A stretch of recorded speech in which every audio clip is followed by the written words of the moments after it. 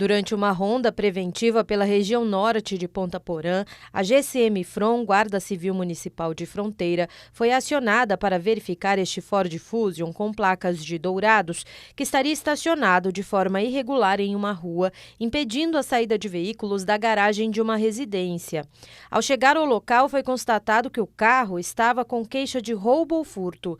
Do lado do veículo estavam 2 suspeitos, um homem de 37 anos e uma mulher de 39 anos, que foram presos em flagrante e encaminhados juntamente com o carro para a primeira delegacia de Polícia Civil de Ponta Porã, onde o caso é investigado. Esta mulher de 27 anos foi presa na noite de ontem. Ela teria ido com os 4 filhos de 9, 6, 4 e 2 anos de idade para uma distribuidora de bebidas no bairro Jardim Santa Brígida, em Dourados, acompanhada de um homem morador em Maracaju e do amigo dele. Depois de consumirem bebidas alcoólicas no local, a mulher teria ido junto com um rapaz de Maracaju até um campo de futebol próximo e deixado as crianças sob os cuidados do amigo dele, que estava visivelmente embriagado. Os filhos de 9 e 4 anos de idade retornaram sozinhos para casa e as crianças de 6 e 2 anos ficaram na distribuidora. Pessoas que estavam no local denunciaram para a Polícia Militar, que foi até o estabelecimento. Os militares levaram a mulher até a DEPAC, Delegacia de Pronto Atendimento Comunitário, onde foi autuada em flagrante por abandono de incapaz. Ela teve fiança estabelecida em um salário mínimo, mas até a manhã de hoje não havia pagado e estava na cela. O bebê de 2 anos e a menina de 6 anos foram encaminhados ao Conselho Tutelar e devem ser entregues ao pai. Ele havia chegado em casa durante a noite de ontem sem saber que a esposa estava presa e encontrou os outros 2 filhos sozinhos. O caso é investigado. Com as chuvas da semana passada, muitos bairros de Dourados sofreram com a falta de infraestrutura. O bairro Estrela Jupi foi um deles. Depois de uma obra iniciada pela prefeitura há quase 2 meses, uma cratera se abriu na rua Raimunda Henrique da Costa, colocando em risco quem trafega pela via. É a situação da rua Paulo Alberto Thierry, esquina com a Raimunda Henrique da Costa. Ontem à noite, os vizinhos de madrugada fizeram essa barricada que vocês estão vendo aí, porque a água fazia curva aqui e invadia as casas. Fizeram buraco aqui e não acertaram o asfalto, só cobriram, tamparam a tubulação aqui e pronto, não nivelou, não passou cascalho nem nada para dar uma melhorada aqui na rua. E agora está a situação pior que está agora, que está essa erosão aí, né? Terrível, muito terrível mesmo. Até para sair de casa tá difícil. Jéssica mora no bairro há 9 anos e nunca viu melhorias. Insatisfeita, faz um apelo às autoridades. Para ver que tem população morando aqui, né? Que eu duvido se fosse eles morando aqui, ia estar querendo passar por isso. Que nem a gente não pode deixar nem os filhos andar por aqui porque é perigoso, né? Olha a situação do bairro, se você não tem carro, você vai trabalhar, se suja tudo, né? Então tá bem difícil, mas aí eles esquecem da gente nessa população. Na rua Paulo Roberto Thierry, a situação é ainda pior. Por se tratar de uma via de acesso ao hospital universitário, o movimento é maior e as condições precárias. E foi nesse ponto que até uma ambulância do SAMU, o Serviço Móvel de Urgência, atolou quando iria prestar socorro a uma pessoa. Continua a saga do SAMU aqui, agora chegou uma F4000 aqui para tentar puxar. E o SAMU continua aqui atolado. Até as mulheres ajudando a empurrar. As mulheres aqui, o pessoal da população ajudando, cada um faz o que pode, empurrando a ambulância aí atrás, como vocês podem ver. Os trilhos daqui já são baixos, a água, quando chove, a água vem tudo do HU, vem com uma força danada, invade até o Clube Indaiá. Ela desce aqui para baixo aqui, alagou já 3, 4 casas aqui para baixo, quarta-feira à noite. A população ficou da 1 até as 3, 4 horas da madrugada para fazer esse desvio que vocês viram aí. Tá feio, meu amigo, tá complicado, viu? E ninguém ajuda a gente. O bairro Estrela Jupi fica a apenas 200 metros de onde nós estamos, o Jardim das Primaveras, onde nós estivemos no mês de março. A promessa daquela época era que o asfalto ficaria pronto até o mês de setembro, mas de acordo com os moradores, há muito tempo não se vê máquinas trabalhando por aqui. Nós temos uma expectativa que até o agosto ou setembro desse ano, essa drenagem e esse asfaltamento esteja todo finalizado. Em contrato que foi assinado no dia 16 de março de 2018, entre o município e a empresa TS Construtora, o prazo era de 15 meses para executar os serviços. O investimento inicial era de 4,3 milhões de reais, frutos de convênio junto à Sudeco, a Superintendência de Desenvolvimento do Centro-Oeste. Mas passados 4 anos, a região continua na mesma situação.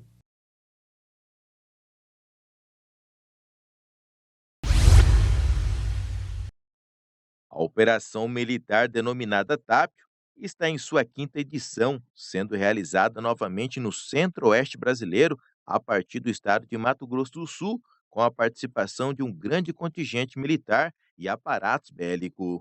A Operação Tápio é o maior exercício operacional que a Força Aérea Brasileira coordena juntamente com a Marinha, o Exército Brasileiro e também, de maneira muito particular, a Reserva de Nova York, participando conjuntamente nesse bioma que é o bioma do Pantanal. O comandante da base aérea local explica o objetivo e a importância desse tipo de treinamento.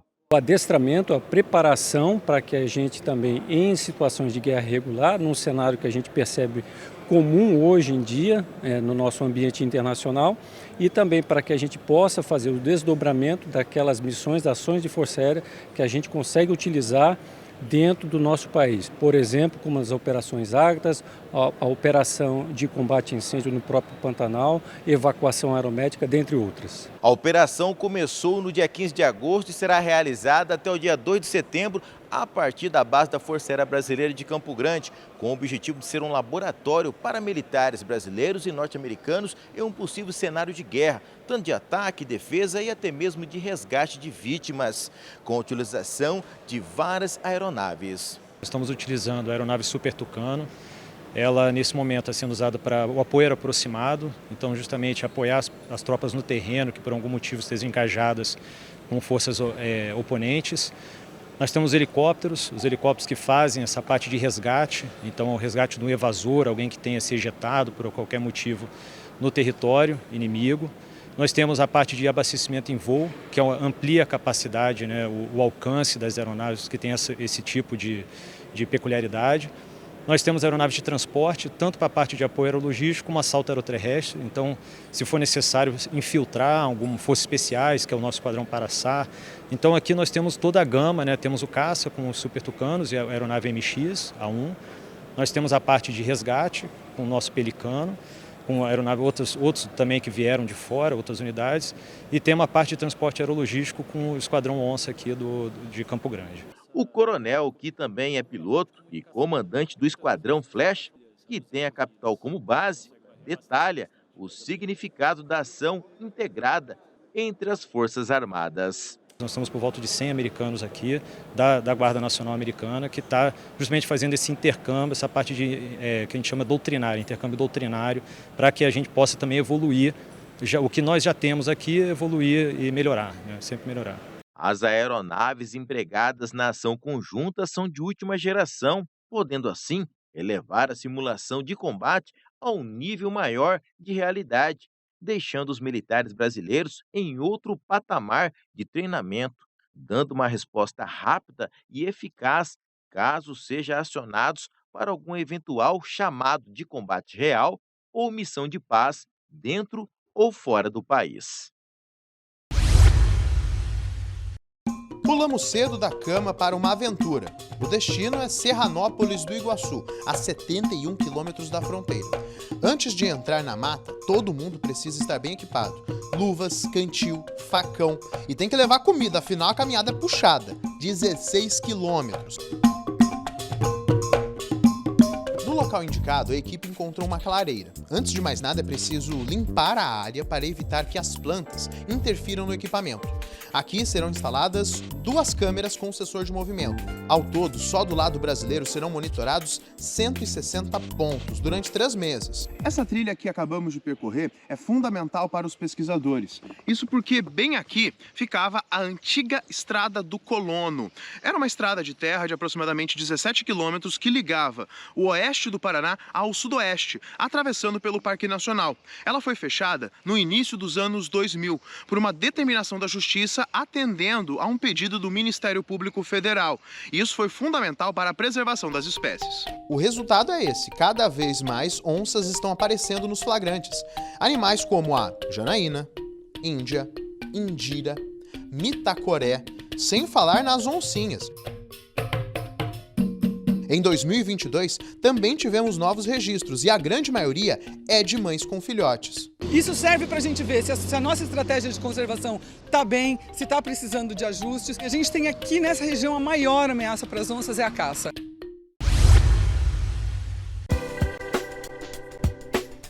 A reforma, iniciada em 2019, depois de alguns anos esperando por recursos, vai dobrar o tamanho do museu. Com um custo de 211 milhões de reais de investimento público e privado, a obra criou uma área subterrânea e agora serão 12 exposições ao todo. Esse é o espaço que vai abrigar as exposições temporárias do novo Museu do Ipiranga. Apesar da reinauguração marcada para o dia 7 de setembro, o lugar vai receber as primeiras exposições em novembro. E a exposição inaugural é justamente sobre a independência do Brasil. Vai ser a perspectiva da independência visto de diferentes partes do Brasil. Nós vamos ter acervo emprestado de outras instituições exatamente para relatar como é que foi a perspectiva baiana, pernambucana da independência. A expectativa da direção é receber até 1 milhão de visitantes por ano. Isso sendo conservador, é capaz que tenha até mais. Então, 4 meses, 5 meses, a gente muda a exposição de maneira que a família venha 2, 3, 4 vezes ao ano ao visitar o museu. A reforma vai tornar o museu 100% acessível. Esse aqui, por exemplo, é um dos elevadores, que vai permitir com que pessoas que tenham mobilidade reduzida cheguem até esse novo espaço. O museu ele tem que ser um espaço para todos, um espaço público, cívico, que permita a entrada de todos e não iniba o acesso de ninguém. Essa é uma questão fundamental.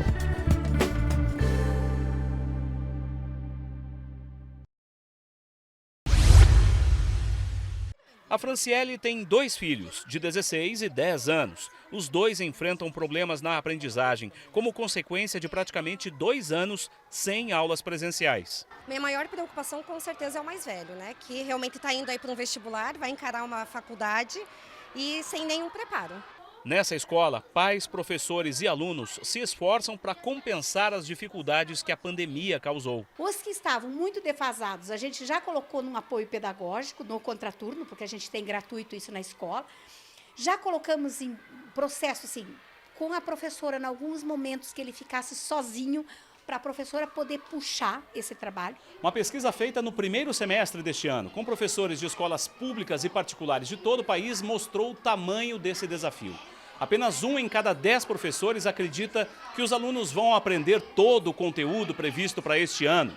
E o problema é maior nas fases iniciais da alfabetização. Como é importante a professora de educação infantil, principalmente, estar pertinho, pegar na mão, ensinar como se pega um lápis, né, o apagar, o fazer novamente. O problema não é apenas com o conteúdo escolar, mas principalmente com o aspecto emocional dos alunos. Então o que a gente faz? Acolhe o emocional, aí depois vem o cognitivo, vem o conteúdo escolar.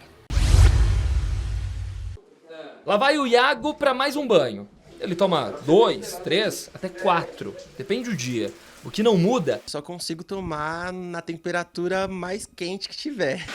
Quando eu fiz uma viagem para o sertão, que lá a temperatura é super alta, eu não conseguia tomar o banho gelado. Eu ia até tomar banho de cano, porque lá fora batia sol na caixa d'água e a água caía mais quente. Nem o preço alto da energia elétrica diminui o tempo embaixo do chuveiro.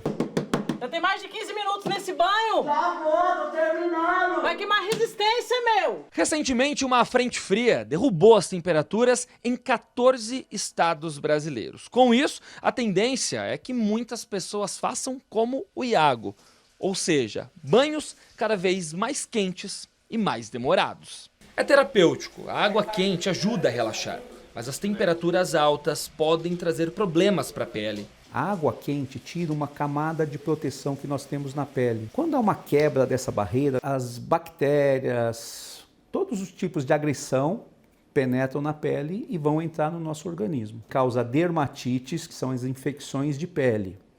dão lesões de pele, coceira. O ideal são banhos de até 5 minutos, com água morna, 37, 38 graus e uma hidratação simples. É terapêutico, que a hidratação é muito importante e que tenha constância no uso deles. Porque não adianta você usar uma vez por semana, que você não vai ter resultado.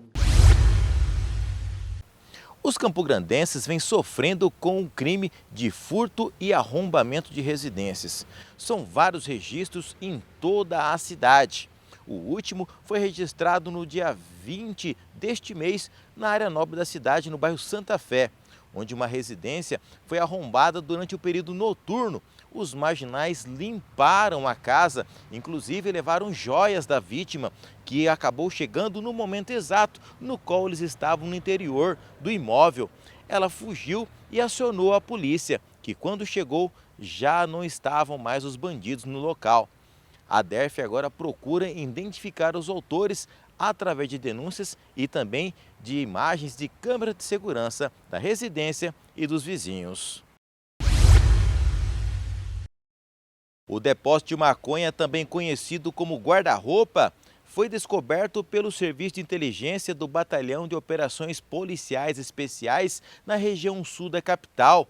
O local também servia como ponto de apoio para traficantes de outros estados da federação.